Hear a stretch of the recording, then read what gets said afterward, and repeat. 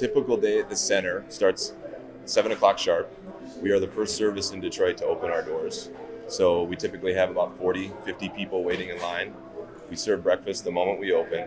We get people in the showers and in laundry immediately. And then we serve a really early lunch at 9 o'clock in the morning.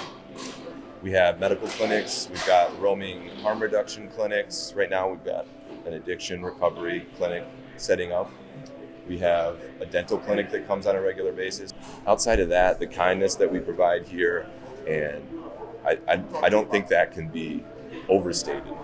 The fact that everyone knows our name here, they know that we're going to be here consistently every single day. I've been off and on homeless for about 2 years now, actually. I was living in my van just last year. And so that's the first time, my first initiation with this place. It's pretty important because if this wasn't existing right now, I wouldn't know what it's over. I got family, but I'm 62 years old, so most of my peoples are dead. So it's been rough, really, it's just been real rough. It's a lifeline right here in the middle of downtown. We are beginning to see movement from the day center to over here. We established one of the most important features, and this is what I learned going around the country, was to be successful, the guys have to trust you. And we build those relationships down at the center. They know that we love them, we know that we care about them, we want them to be successful.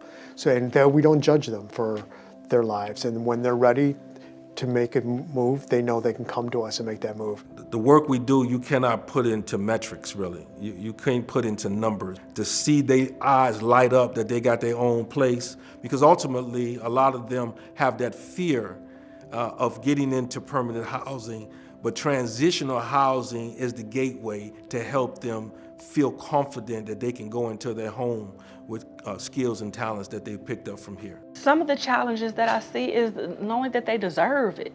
A lot of times when you have felt like you are put off to the wayside, you don't know that you deserve to be put first. You don't know that you deserve for your nervous system to be calm, that you deserve stability, that you deserve support. So it's a reiterating that you deserve to be here. That from the top, from Father Tim to the staff, supporting staff of us managers, and to our teams, that they know that this is a safe space. As far as the program's concerned for the guys, I was just blown away. You want to show us your room? Sure. I just looked around and I couldn't believe it.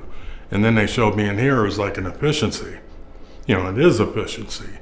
Just everything about that first day kind of blew me away. I was already sold as soon as I walked through the door. But then as I kept meeting people and the case managers and stuff like that, I know why they're here. I can feel love.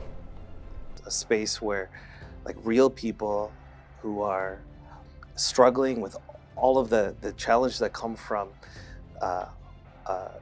poverty and homelessness, and how do we bring them into a space where we're not just working with their basic needs, we're trying to empower them and equip them to a place where they begin to start dreaming about their wants.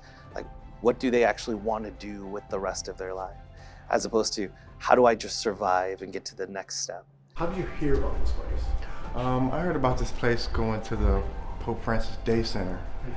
And I was interested. They asked me, did I want to change my life? And I said, yeah, for the better. Pope Francis invited me to a new life. They're teaching us about our credit. It's not mind-boggling. You just follow the program steps. The two most vulnerable populations in our country, the elderly and the young, we're seeing a pretty substantial rise in both of those populations. And for the youth, we see that more in Detroit than other parts of the country, more than the elderly. But that's a real change, and the numbers are not going down, they're going up. And now that we have this unstable economic environment that we're living in, and we're looking at more difficult times ahead, any type of recession, any types of economic uncertainty means that there's more people are going to fall into poverty and thus homelessness. And so, we have to be prepared in some ways to make sure that whatever happens, no matter what kind of numbers we're seeing, that we're here to respond to that. We're not here to judge them, or we're not here to tell them what to do. We're here to love them and to allow them the agency to make their own life decisions.